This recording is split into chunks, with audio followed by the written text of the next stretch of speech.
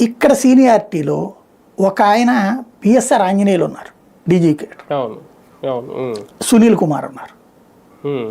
వీళ్ళిద్దరూ అందుకోసమే అప్పుడు జగన్కి ఏమైనా ఫేవర్గా ఉన్నారేమో, నెక్స్ట్ డీజీపీ అవడం కోసమే.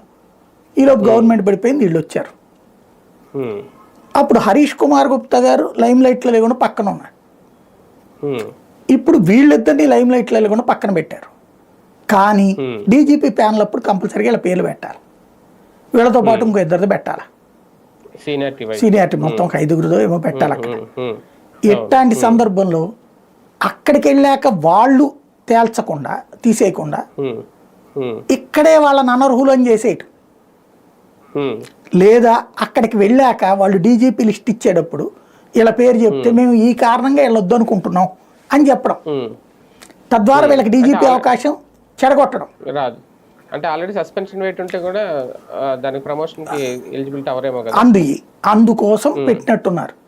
ఇప్పుడు ఏంటంటే యాక్చువల్గా వీళ్ళని పక్కన పెట్టేసి ఇంకొక 5గురు ప్యానల్ పంపిస్తారు.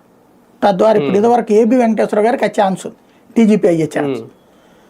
ఆయన పక్కన పెట్టేసింది కదా గవర్నమెంట్, సస్పెన్షన్ పెట్టేసేసి ఆయన 5 ఏళ్ళు కూడా ఏడిపించింది కదా, ఆయనకి ఆనాడు డీజీపీ ఛాన్స్ లేకుండా పోయింది.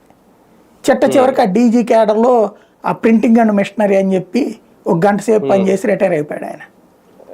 పాపం ఆయన ఆ రోజున అన్యాయం అయితే ఇవాళ వీళ్ళు అన్యాయం అవుతున్నారు, అది తేడా.